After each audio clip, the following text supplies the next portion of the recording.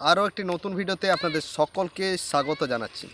আর আজকে আমি যাচ্ছি দক্ষিণবঙ্গের এক অন্যতম পর্যটন কেন্দ্রে।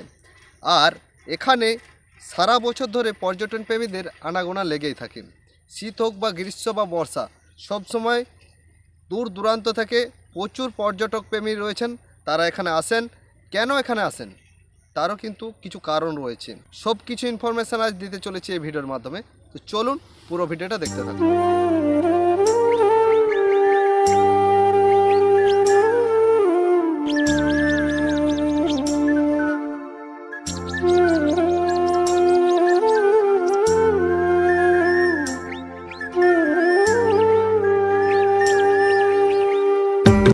দূর দূরান্ত থেকে আগত পর্যটক প্রেমীদের জন্য এখানে থাকার সুব্যবস্থা রয়েছে। এখানে অনেক গেস্ট হাউস রয়েছে। আপনারা কম টাকার বিনিময়ে সুন্দর সুন্দর রুম পেয়ে যাবেন, যেখানে এসি নন এসি দুটোরই সুবিধা রয়েছে। আপনার শুশুনিয়া পাহাড়ের দিকে, তো এ সাইডে যে রাস্তাটা, এটা আসছে রানীগঞ্জ বা দুর্গাপুর। বাসে আসতে চান তাহলে এই রাস্তা দিয়ে আসবেন। আর কলকাতা থেকে যদি আসতে চান তাহলে কি করবেন না, হাওড়া থেকে আপনারা বাঁকুড়া বা বিষ্ণুপুর স্টেশনে না নেমে আপনারা ছাতনা স্টেশনে নামবেন। আপনারা ছাতনা স্টেশনে নেমে এই রাস্তা দিয়ে আসতে পারেন আমাদের শুশুনিয়া পাহাড়ে। তো চলুন শুশুনিয়া পাহাড়ের দিকে আপনাদেরকে নিয়ে যাই। এখানে আশপাশে প্রচুর দোকানও আপনারা পেয়ে যাবেন, যেখানে মানে কম দামের মধ্যে খাবার পাওয়া যায়। ডিসেম্বরের শুরু থেকে এখানে প্রচুর পর্যটক প্রেমী তারা এখানে আসেন। এখানে পার্কিংয়ের সুবিধা রয়েছে, ছোট বড় যে কোনো গাড়ি আপনারা পার্কিং করে রাখতে পারবেন। এখানে শুশুনিয়া সর্বষোলো আনা সমিতি থেকে কিছু ইনস্ট্রাকশন নেওয়া হয়েছে, তো সেগুলো তারা লিখে দিয়েছেন। দেখুন,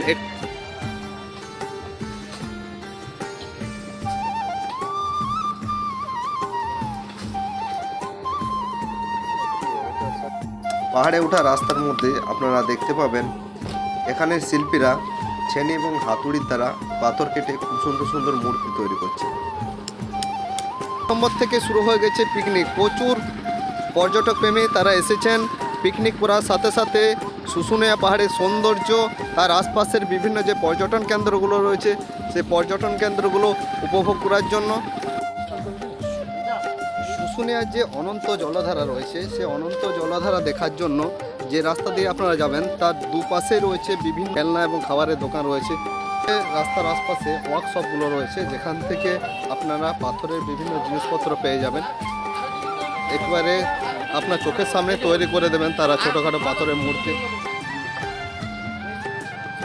এবং একেবারে কম রেটের মধ্যে গ্রানাইট পাথরের আপনারা বিভিন্ন মূর্তি থেকে আসবাবপত্র সব কিছুই পেয়ে যাবেন এখানে।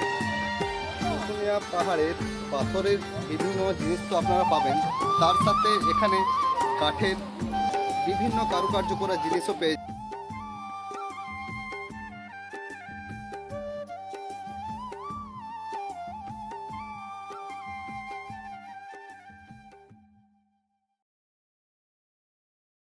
তো ফাইনালি বন্ধুরা, আমি এখন চলে এসেছি শুশুনিয়া পাহাড়ের যে অনন্ত ঝর্ণা রয়েছে সেই অনন্ত ঝর্ণার সামনে। এই ঝর্ণার জল অনেক পবিত্র মনে করে বাড়িতে নিয়ে যান। তার সাথে এখানে যারা পুণ্যার্থীরা আসেন বা দর্শনার্থীরা আসেন তারা স্নান করলে তাদের মন এবং শরীর পবিত্র হয়ে যায়, এটা এখানকার মানুষরা বিশ্বাস করেন। তো এখান থেকে জল নিয়ে যান আশপাশের বিভিন্ন জায়গায়। প্রচুর দর্শনার্থী তারা এই অনন্ত ঝর্ণা দর্শন করতে এসেছেন। তো বন্ধুরা, এই অনন্ত যে ঝর্ণা রয়েছে সেই ঝর্ণার পাশেই রয়েছে এই পাহাড়ে ওঠার রাস্তা। পাহাড়ে ওঠার একেবারে সামনে আপনারা পেয়ে যাবেন হনুমানজির একটি মন্দির। জয় বজরংবলী।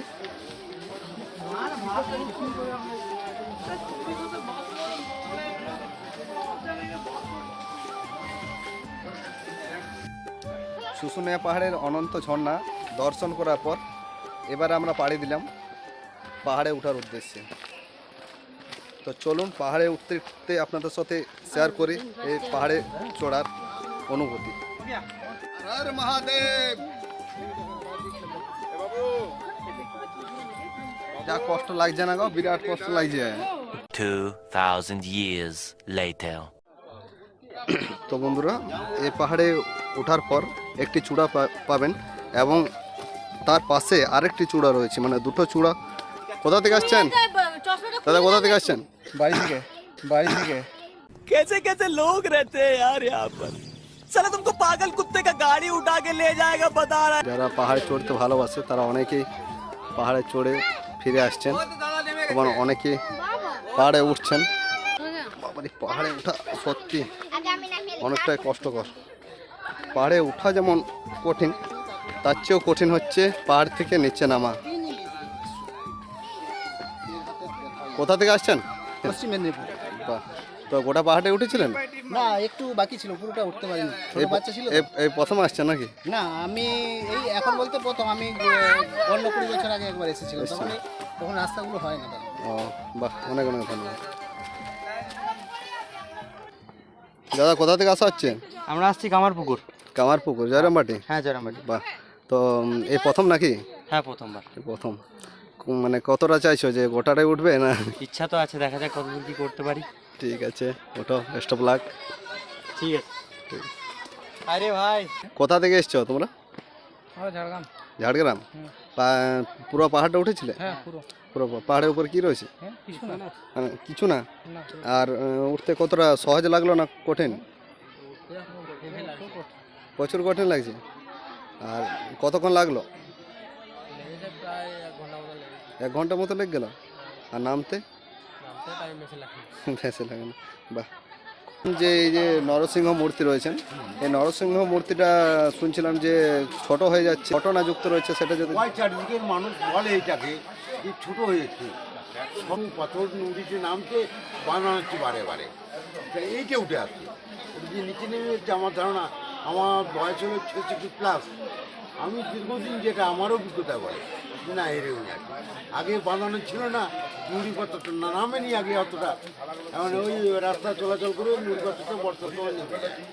তার ফলে এখানটা ভোটান দিয়ে উঁচু হয়ে গেছে, তাই মনে হচ্ছে ওটা নিচে নেমে গেছে। আর পাশে যে ছোট ছোট আরো দুটো ওই যে দেখতে এইটুকু যেটা ছিল, এইটুকু যেটা আমরা একটা গাছ ছিল, গাছের তলায়, সেটা কিন্তু বড় হচ্ছে নিজের চোখে দেখা, এত বড় হয়ে গেছে। এইটুকু ছিল, সে মূর্তি দেখছে, দিনের দিন কিন্তু ওটা বড় হচ্ছে, ওটা দেখা। আর এই যে অনন্ত ঝর্ণা রয়েছে, সেই ঝর্ণার জল নাকি এখানকার মানুষ বা আশপাশের মানুষ অনেকে পবিত্র মনে করেন। পবিত্র মনে করেন বলতে ঝর্ণাটাকে গঙ্গা বলে মনে করে। যেমন বিশেষ করে এটা অনুষ্ঠান হয় বলতে, এটা মকর সংক্রান্তি, স্নানযোগ, তারপর এটা যেটা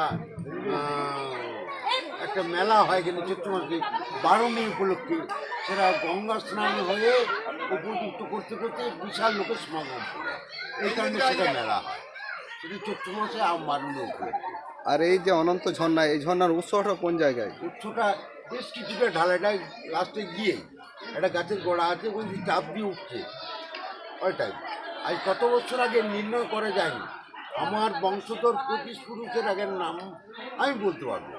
আদিবর্ত শুচনা গ্রামে যখন বসবাস করেছি আমরা, বংশধর প্রতি শুচনা গ্রাম সৃষ্টি হয়েছে তখনকার বংশধর, কিন্তু আমি সঠিক এটা জানার আগ্রহ নিয়ে প্রশ্ন করতে করতে 200 বছর আগের ঘটনা বলা গেল। ওরা নির্ণয় করা যাচ্ছে না, এটা ভূমিকম্পর ফলে জলের লেয়ার স্তর চাপ পড়ে যায়, পাহাড় হয়ে যায়, কোন জায়গায় সমুদ্র হয়ে যায়, নদী হয়ে যায়, কখন ভূমিকম্পর বলে হয়েছে এটা আন্দাজ করা যায়। নরসিংহ মূর্তি রয়েছে, তো নরসিংহ মূর্তির এই যে কিছু অলৌকিক ঘটনা কি এখানে রয়েছে, মানে এমন আছে? যেমন বলে যে এটা ফুটকালায় মানসিক করলে, জয়ন্ত চৌধুরী ডাক্তার, উনি ভেলোর পর্যন্ত গেছেন এটা তার বাচ্চা নিয়ে, বাক্য বেরোচ্ছে না, তার কথা বলতে পারছে না, তার হয়তো বুড়িমা বলেছে ওখানে মানসিক কর না ফুটকালায়, বলে হ্যাঁ 22 দিনের মাথায় কথা বলে। এই ধরনের ঘটনা অনেক আছে এরকম। ফুটকলায় মানসিক করলে অনেকে মানুষ করে যায়, অনেক এরকম যে আমি এখানে যোগ্য করে পুজো করবো, এখানে অনেকে বলে আমি এখানে সিন্নি দেবো। সিন্নি বলতে সব গায়ের দুধে হয় না, এখানে সবাই দিতে সাহস করে না, 1 ফোঁটা জলও থাকবে না, আর বাছুরটাও যেন নিখুঁত হয়, সেই গায়ের দুধে পুজো হয়। এটা এটাও আমার জানা আছে। আপনার পিছনে বা পাশে, হ্যাঁ, বা পাশে আপনার যে মূর্তিগুলো রয়েছে এইগুলো আপনার পাথরটা আছে উড়িষ্যা, ক্যাঞ্জোর বলে একটা জায়গা আছে, সেইখানে গ্রানাইট আছে রাজস্থান থেকে, শ্বেত মার্বেল যেটা হাড়ি সেটা রাজস্থান দিয়ে আসে। আমাদের এখানে প্রোডাক্ট তৈরি হয় আমরা নিজেরা করি। বিভিন্ন রকম ওই যে ওই মূর্তিগুলো এখন ডাঙায় নিতে হয়, বড় পুকুর টুকুর করতে করতে পাথর বেরতে সেই পাথর দিয়ে তৈরি হচ্ছে। পাহাড়ের পাথর টোটালি বন্ধ হয়ে গেছে। বন্ধ হয়ে গেছে। হ্যাঁ, বন্ধ হয়ে গেছে।